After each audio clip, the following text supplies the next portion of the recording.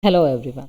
This is second video on probability. I have already uploaded one video on probability which tells the concept of random experiment, sample space, sample point, events and classical probability. So in this video I'll explain what is statistical probability or empirical probability. So probability means it is finding the chance of occurrence. Probability of any event is denoted as P of A, and this P of A value always lies between 0 and 1. This we already know now. P of A equal to 0 means chance of occurrence is 0. P of A equal to 1 means chance of occurrence is 100%. Any intermediate value is nothing but gives you the chance of occurrence of an event. In classical probability or mathematical probability, this is first type, classical probability. This probability is applicable when you have all the outcomes are equally likely. Outcomes are equally likely. And the second condition is total number of outcomes are finite. So under these two conditions, we apply the classical probability, and the formula to find out classical probability, P of A equal to probability of any event is N by M, where N is the outcomes favorable to the event A and M is the total number of outcomes. This I have already explained before. Now, statistical probability or which is also called as empirical probability. This is based on the relative frequency approach. That is with respect to the total frequency. Relative frequency approach. So here in statistical probability, outcomes need not be equally likely and outcomes are infinite. In such cases, we use statistical probability. See, for example, outcomes are equally likely means the chance of occurrence of each outcome is same. For example, when you roll a die, totally there are 6 outcomes. Then what is the probability? What is the chance of getting 1? It is 1 by 6. What is the chance of getting 2 when you roll a die? That is also 1 by 6. What is the chance of getting 3? 1 by 6. Means each outcome is equally likely. But in the case of statistical probability, outcomes need not be equally likely. Suppose you have to examine whether a sleeping pill puts a person into sleep within 20 minutes. That is the task now. So now if you are performing that experiment on 20 people, then in such case, each outcome need not be equally likely, because the sleeping pill may not put a person into sleep within 20 minutes, each person. Okay, because the time span may vary from person to person. Hence, in that case, we call each outcome as non-equal, or each outcome is not equally likely. So in such cases, we use statistical probability. And outcomes are infinite or very large. In such cases, we have to go with the statistical probability. See, for example, when you toss a coin 1,000 times or such cases, though they look finite, but the cases or trials are very large. So in that case, we go with the statistical probability. So relative frequency approach means, which is same as classical probability when the outcomes are finite. The probability of any event is equal to the total frequency favorable to that event. Divided by total number of frequency. So you can write frequency favorable to that event, then divided by total frequency. This gives you the relative frequency approach. Means we are finding the particular probability of that event using this relative frequency concept, that is with respect to the total frequency, which is almost same as P of A equal to N by M. But when you have infinite number of outcomes, then in that case P of A becomes limit m tends to infinity n by m. M tends to infinity means there are infinite number of outcomes.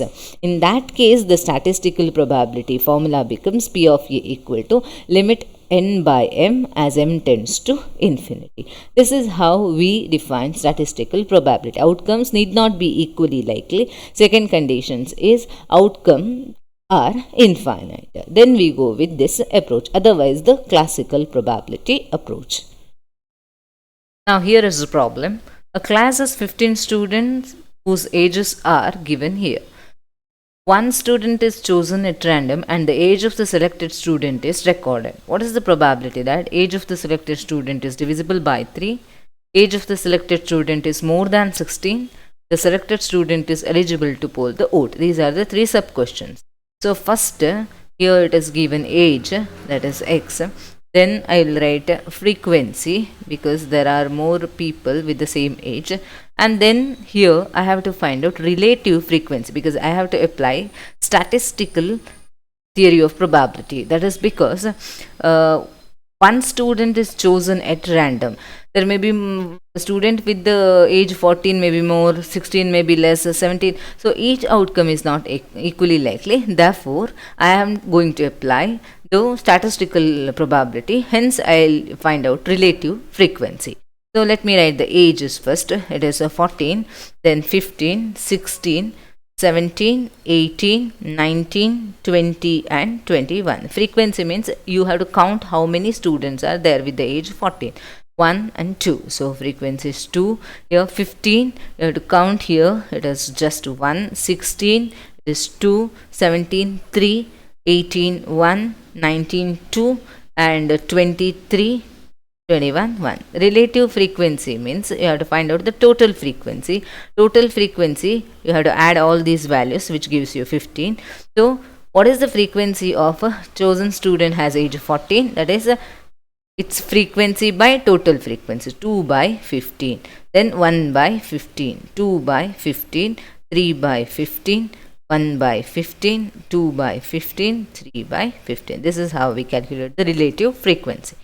Now the first question, age of the selected student is divisible by 3. When age is divisible by 3? If it is a multiple of 3, that is, it should be either 15 or 18 or 21 because minimum value here starts with the 14. So multiple of 3 means 15, 18 or 21. So you have to count. What is the probability? The age is divisible by 3 is required probability. I'll write probability equal to, you can add up their relative frequencies. So age 15 is 1 by 15 plus age 18 is also 1 by 15 plus age 21 is also 1 by 15. So here I have to write 1 by 15. Last one. So this is also 1 by 15. Therefore, that is equal to 3 by 15, which is 1 by 5. Now second one, age of the selected student is more than 16. So more than 16 means the age must be 17, 18, 19, 20, 21. So 17, it is add all these 3 by 15 plus 1 by 15 plus 2 by 15 plus 3 by 15 plus 1 by 15. So when you add up all these values, you will get 10 by 15, which is equal to 2 by 3. This is the chance of getting a student who has the age greater than 16. Now the third one says the selected student is eligible to poll the vote. Eligible to poll the vote if and only if age is greater than or equal to 18. So it is 18, 19, 20, 21. Add up all these values. 1 plus 2 plus 3 plus 1, 7 by 15. So the probability here it is 7 by 15. Though the cases are finite, still we have used the statistical probability. That is because each outcome is not equally likely. This is how we solve problem using the concept of statistical probability, which in turn uses relative frequency concept. Now, what is subjective approach to probability? Subjective approach to probability is nothing but here we try to assess the probability from our own experiences. The subjective probability is based on one's own judgment, wisdom, intuition, and expertise. Say, for example, a teacher can judge whether a student can get centum in the final examination based on the teacher's experience. So, this opinion differs from each teacher to teacher because it is based on their personal belief as well as their past experiences and their personal prejudice and biases. So, this approach of probability is called as subjective approach to the probability. Now, there is one more approach to probability which is called as axiomatic approach to probability. So, whatever the theories of probability, either classical approach, relative frequency approach, or statistical approach, subjective approach, whatever may be the approach to the probability, all these probability approaches uses this axiomatic approach. That is the basic approach containing few axioms. So, if A is the event associated with the given random experiment and S is the sample space of the random experiment, these axiomatic approach states few of the axioms. The first condition is that probability of A, P of A, is real number and it should be always greater than or equal to 0. So, this is the first condition. Probability of an event is always a real number. A is a set, but P of A is a real number and it should be positive and either equal to 0 or greater than 0. And one more condition we have, P of A is less than or equal to 1. Its value always ranges from 0 to 1. That condition is included here as P of S equal to 1. The probability of the entire sample space must be equal to 1. Means chance of occurrence of the whole sample space is 100%. And third condition is that if A1, A2, so on up to AN is any finite or infinite sequence of disjoint events in the sample space, then here you have A1, A2, so on up to AN and so on, either finite or infinite disjoint, then probability of A1 or A2 so on up to equal to probability of A1 plus probability of A2 plus so on up to probability of AN if all these events are finite. The condition is that these events are disjoint, means mutually exclusive. Then in that case probability of A1 union A2 is given by P of A1 plus P of A2 so on up to P of AN. These three conditions are must in an axiomatic approach. These three conditions are satisfied when you use any of the approach to the probability.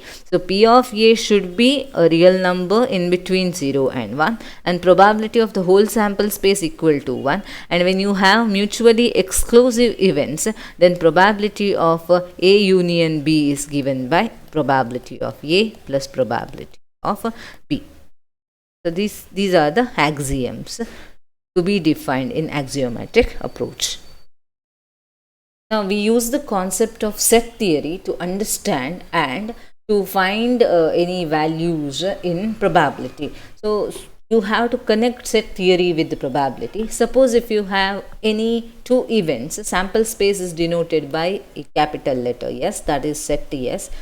Then events usually E1, E2 or A, B, C and so on, these are like events. Then probability of A, P of A is nothing but probability of A.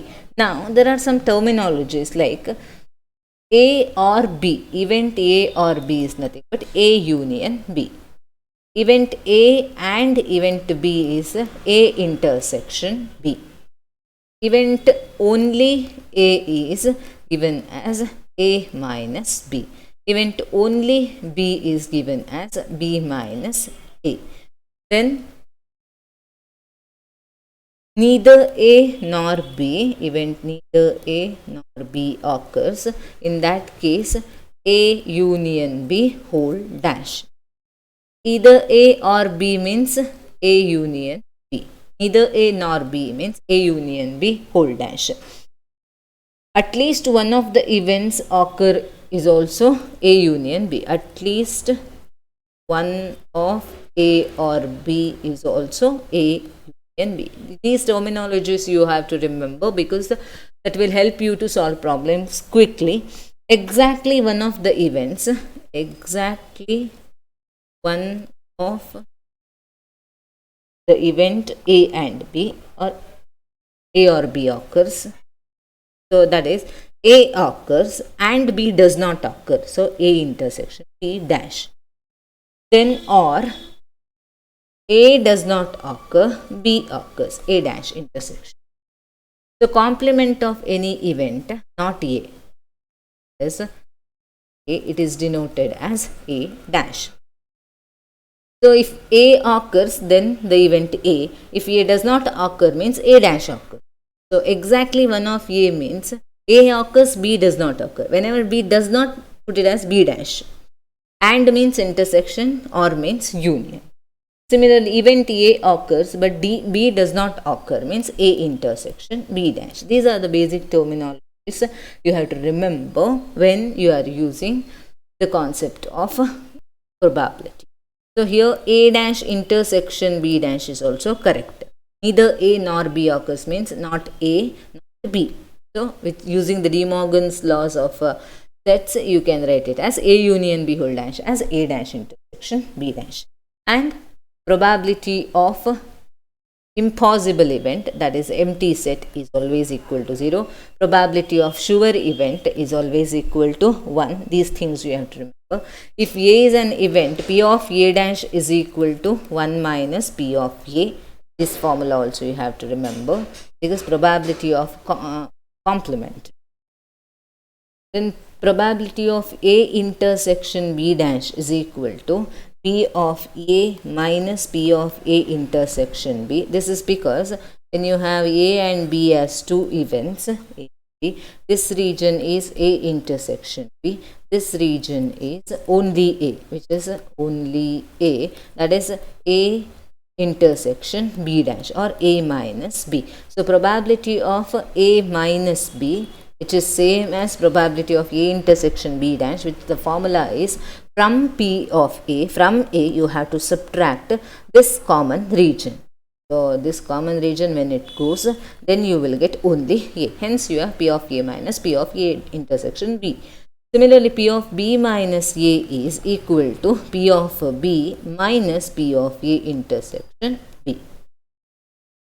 Now here there are few problems. If A, B, C are mutually exclusive and exhaustive events, you have to find P of A if P of B equal to 3 by 4 P of A and P of C equal to 1 by 3 P of B. So therefore, now given exclusive means A intersection B intersection C equal to null set, and they are exhaustive events means P of A union B union C equal to the whole sample space. Therefore, P of S equal to P of A plus P of P plus P of C, using the third axiom of axiomatic approach. Therefore, 1 P of S is always equal to 1, 1 equal to P of B, P of A we don't know, plus P of B is 3 by 4 into P of A, plus P of C is 1 by 3 into P of B, again it is 3 by 4 into P of A. So 3 cancels, you will get 1 by 4 into P of A. So P of A is common here, you will get 1 plus 3 by 4 plus 1 by 4, that is equal to, here I will simplify, P of A into 3 plus 1 4 plus 4 8 divided by 4, that gives you P of A equal to 1 by 2. This is how we calculate the probability. Now one more problem. If two dice are thrown, what is the probability that sum is greater than 9? And second one is neither 10 or 12. That is, sum is neither 10 nor 12. So n of S is equal to 36 because two dice are thrown. Number of elements in the sample space is 36. Here we have to find out sum is greater than 9. Probability of sum being greater than 9 is equal to, sum is either 10, then 11, or sum equal to 12. Maximum sum is 12. That is because 6 plus 6, last output. So here we have P of sum equal to 10 or sum equal to 11 or sum equal to 12. So, what is the probability of getting sum equal to 10? What are the favorable outcomes for this sum equal to 10? So, one is with the 1 not possible, with the 2 not possible, with the 3 not possible, with the 4 comma 6, then 5 comma 5 and 6 comma 4. That is 3 by total 36, or means it is plus. Then sum equal to 11, then the possible outcomes you have here 5 comma 6 and 6 comma 5. So it is 2 by 36, plus sum equal to 12, that is 6 comma 6, only one possible outcome, 1 by 36, that gives you 6 by 36, which is equal to 1 by 6. Now the second question is, sum is neither 10 nor 12. So probability of sum neither 10 nor 12. So I will write event A as getting sum either 10, that is getting sum 10. Here event B as getting sum 12. So neither nor means P of A union B whole dash, which is same as 1 minus P of A union B, because from the sample space, probability of sample space is 1, from that you have to subtract A union B. 1 minus, what is the formula of P of A union B? So whenever the events are not mutually exclusive, in that case P of A union B is P of A plus P of B minus P of A intersection B. This is also one important formula to remember. P of A union B is given by this formula. So P of A plus P of B minus P of A intersection B. So here 1 minus, what is probability of getting sum 10? We have here 3 by 36. Just now we found. Plus the probability of getting sum equal to 12. That is 1 by 36, minus probability of getting sum 10 and 12 at a time. Here it is not possible. At a time you can't get sum 10 and 12. That means these two events are A intersection B equal to null set. Hence P of A intersection B is a 0. They are mutually exclusive. Therefore this term vanishes. So 3 plus 1, 4 by 36. So 1 minus 4 by 36, that is equal to 8 by 9. So finally we get the answer as 8 by 9. So this is how to solve the problems on probability using the concept of set theory. I hope you understood the concept. Thank you for